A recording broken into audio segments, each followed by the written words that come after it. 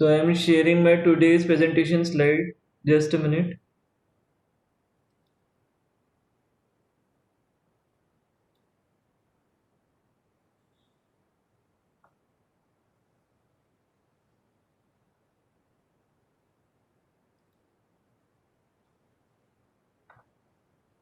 All of you clearly see the presentation slide on your screen. Just write in the chat box.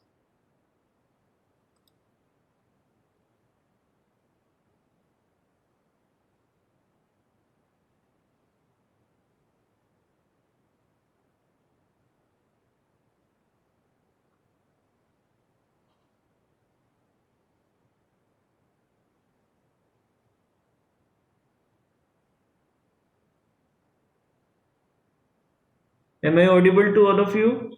Just write in the chat box.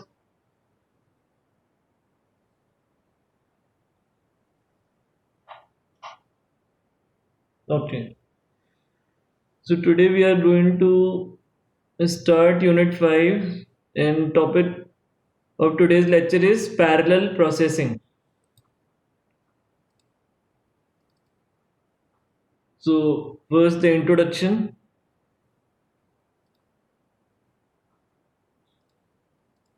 So basically, parallel processing, as its name suggests, that we need to perform many tasks parallelly. So it refers to the technique that are used to provide simultaneous data processing.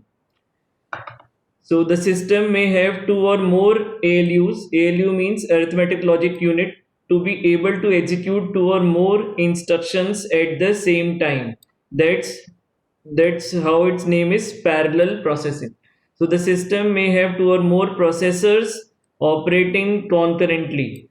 It can be achieved by multiple functional units that perform same or different operations simultaneously. So you need to remember it. The multiple functional unit can perform either the same operation or the different operations, but they need to done it simultaneously. So moving to the next slide. So as you can see in the diagram that there are 8 functional units which are operating parallelly. So as you can see here, a processor, all of you clearly see the slide. Just write in the chat box. So, I am enlarging the slide. Just a minute.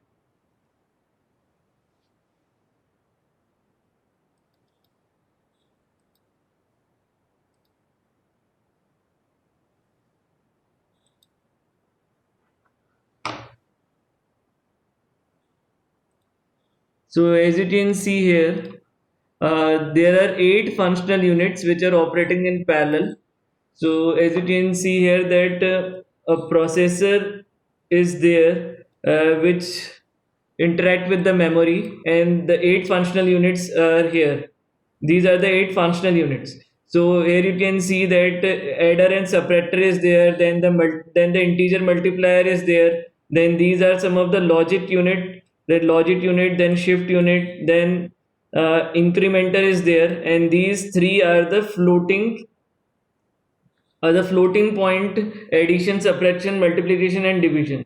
So these are the 8 functional unit which are and each functional unit have its independent function. So in the case of parallel processing, these 8 functional units can perform their function parallelly at the same time. So this is the advantage of using parallel processing. So moving to the next slide.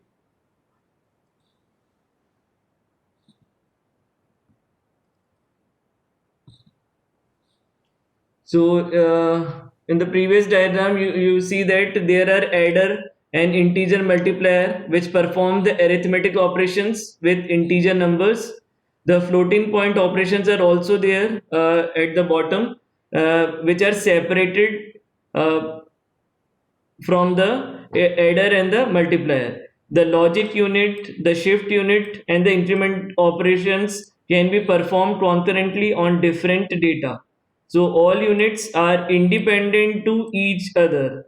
Just remember this word. In the case of parallel processing, all the functional units are independent to each other and they can perform their function independently. But they can perform all the function unit can perform the function at the same time.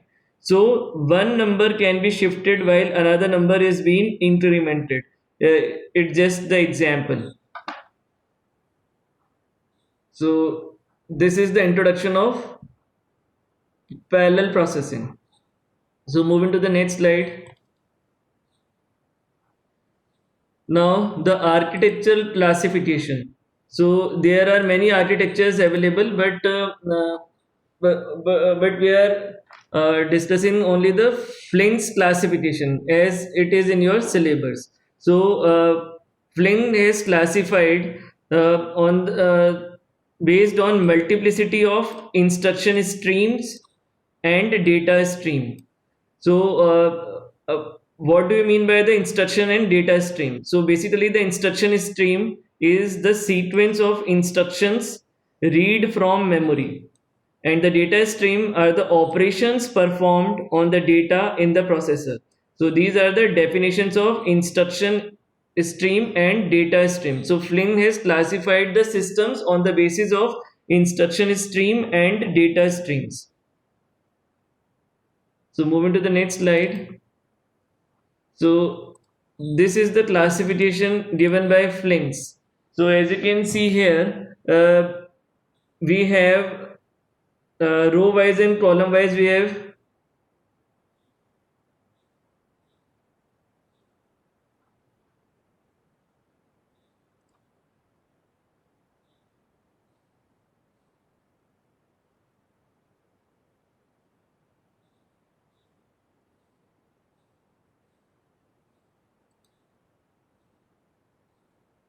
all of you clearly see this slide of Flynn's classification.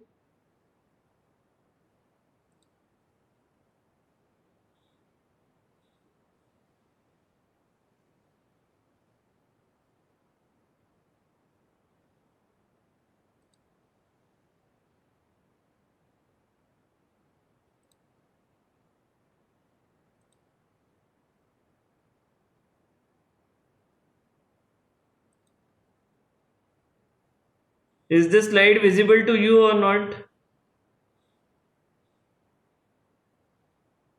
Flynn classification slide.